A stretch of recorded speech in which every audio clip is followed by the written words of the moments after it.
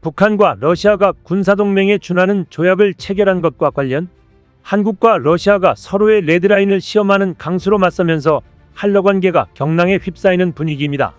한국이 우크라이나에 살상무기 지원을 검토할 수 있다고 밝히자 블라디미르 푸틴 러시아 대통령이 북한에 무기를 공급할 수 있다는 취지로 맞대응한 것입니다. 이들 사안은 양국이 용납할 수 없다고 경고해온 것들로 실행에 옮겨진다면 한러 관계에 상당한 파장이 불가피해 보입니다. 북한은 북러가 맺은 조약 이후 전쟁에 자동 개입하는 수순을 밟고 있는 모습이 포착됐습니다. 이에 트럼프는 한국의 상황에 대해 중대한 한마디를 던져 주목되고 있습니다. 지금부터 이 내용 좀 더 자세히 알아보겠습니다.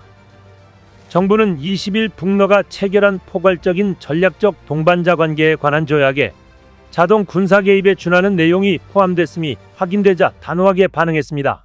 특히 북러의 불법적인 군사 협력이 이 조약을 근거로 대폭 확대될 수 있었기 때문입니다. 대통령실은 대북 독자 제재와 대러 수출 통제 확대를 발표하는 한편 우크라이나에 대한 무기 지원 문제는 재검토할 예정이라고 밝혔습니다. 정부는 이미 우크라이나로 우리 무기를 내보내는 데 필요한 법적, 행정적 절차의 검토를 마무리한 것으로 알려졌습니다. 이에 푸틴 대통령은 북한과 베트남 순방을 마무리하는 기자회견에서 한국이 우크라이나에 살상 무기를 공급한다면 아주 큰 실수가 될 것이라며 현실화할 경우 우리는 상응하는 결정을 내릴 것이고 그것은 아마 한국의 현 지도부가 달가워하지 않는 결정일 것이라고 말했습니다. 즉, 이는 러시아가 북한에 무기를 공급할 수 있다는 의미로 블룸버그 통신은 푸틴 대통령이 북한에 초정밀 무기를 공급하는 것을 배제하지 않는다고 했다고 전했습니다. 이처럼 한국과 러시아가 서로가 극히 민감해하는 사안들을 말로 건들며 긴장 수위를 끌어올리고 있지만 이는 상대를 향해 우리가 행동으로 옮기지 않게 주의하라는 경고 의미를 담은 것이기도 합니다. 앞으로 관건은 러시아의 북한에 대한 군사협력 수위일 것으로 보입니다. 러시아가 조약을 근거로 북한과 군사협력, 특히 핵 ICBM 대륙간탄도 미사일 등 첨단 군사기술 이전에 나선다면 한국도 우크라이나에 살상무기 지원으로 맞대응할 수밖에 없을 것으로 예상됩니다. 대통령실 고위 관계자는 무기를 제공하는 데는 다양한 옵션이 있고 최근 북러 동향에 대한 우리 측 입장은 앞으로 러시아가 어떻게 접근해 오느냐에 달려있다고 말했습니다. 일각에서는 우크라이나와 전쟁 중인 러시아가 동북아에서도 군사적 긴장감이 고조되는 것을 원치 않을 것이라는 점에서 긴장 완화에 나설 수 있다는 관측도 조심스럽게 하고 있습니다. 현승수 통일연구원 선임연구위원은 러시아는 현재 우크라이나 전쟁을 감당하기가 역부족이기 때문에 여기서까지 군사위협이 고조되는 상황을 바라지 않을 것이라며 그렇기 때문에 러시아도 어느 정도 수위를 조절할 것이라고 전망했습니다. 이런 가운데 북한과 러시아가 역대급 군사원조 조약을 복원시킨 후 이미 두 나라 사이에 구체적인 움직임이 있는 것을 우리 정부가 포착했습니다. 정부 관계자에 따르면 북한의 현역 군인들이 우크라이나 전쟁 최대 격전지인 도네츠크 점령 지역에 이르면 다음 달 투입됩니다.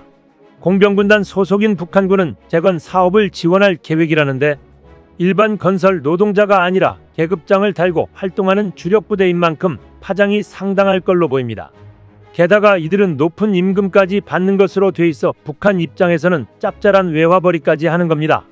도네츠크주는 크림반도와 연결되어 있는 전략적 요충지로 2년간 러시아의 점령과 우크라이나의 탈환이 반복돼 도심의 성한 건물을 찾기 어려운 격전지입니다. 정부 당국 관계자는 북한이 이르면 다음 달 도네츠크에 대규모 공병부대 인력을 파견할 전망이라며 전투로 파괴된 도시를 재건하는 목적이라고 전했습니다. 그런데 전쟁이 끝나지도 않은 지역에서 재건 사업을 지원한다는 것은 명분일 뿐 북한군이 조약 체결 이후 전쟁에 자동 개입하는 모양새입니다. 북한은 공병군단 소속 현역 장병들을 중동을 비롯한 해외 여러 지역에 파견해왔는데 남강건설과 같은 회사 근무로 위장하지만 철저하게 군 체계로 통제됩니다. 류현우 전 쿠웨이트 주재 북한 대사 대리는 남강건설 회사에 속해 있는 모든 군인들이 다 자기 계급을 달고 있다. 예를 들면 쿠웨이트 주재 남강건설 회사 사장은 대자 대령이었다라고 말했습니다. 푸틴과 김정은이 사실상 자동군사 개입에 가까운 조약을 체결한 뒤 전쟁 중인 러시아에 북한의 파병이 임박했다는 의미로 해석됩니다. 조한범 통일연구원 선임연구위원은 러시아는 전사자, 징집, 징집 기피자 이런 것으로 인해서 노동력 부족 현장이 심화된 상황이다.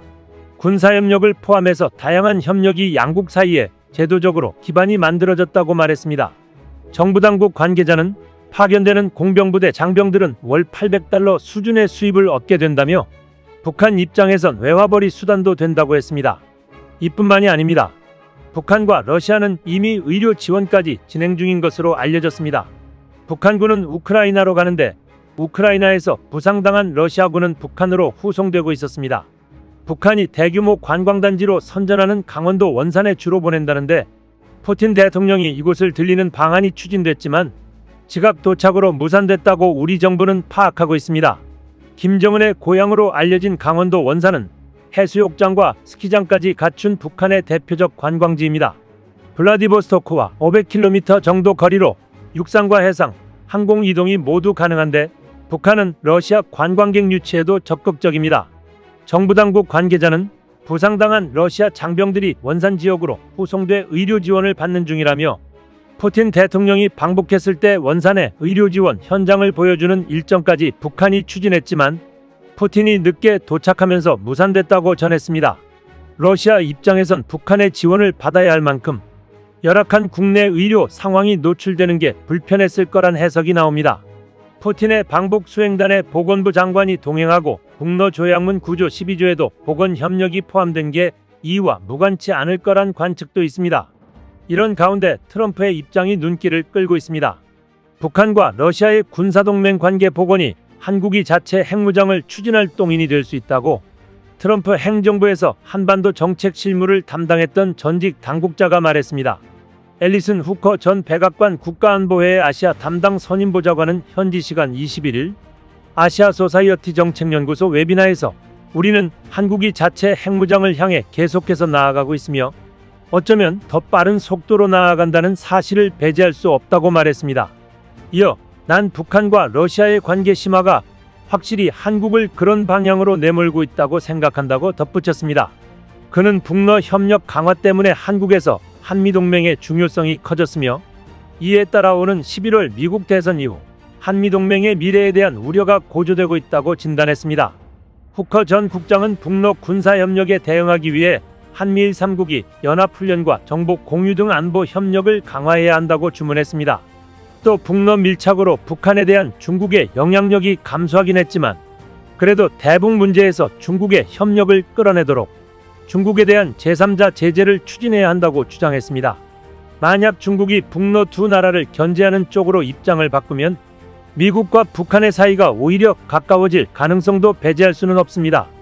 홍민 통일연구원 선임연구위원은 트럼프 전 대통령이 다시 당선된다면 동북아 정세에 상당히 큰 변화가 올 것이라며 그의 거래주의적 관점, 자신들에게 이익이 되면 거래를 한다는 발상, 독재국가 지도자들과의 친화력이 높았던 점 등을 고려하면 미국과 북한의 사이가 우호적으로 변화할 가능성을 배제할 수 없다고 말했습니다. 그럼에도 북한이 러시아를 통해 고도의 군사기술을 습득하게 되어 군사적 위협이 가시화될 것을 우려해 트럼프는 한국에 가장 먼저 핵무장을 인정하는 모습을 취할 것으로 보입니다. 한국의 엄청난 생산력이 북러를 깜짝 놀라게 할 상황이 다가오고 있습니다. 푸틴과 정은아, 한국 잘못 건드렸다. 이상 시온TV였습니다.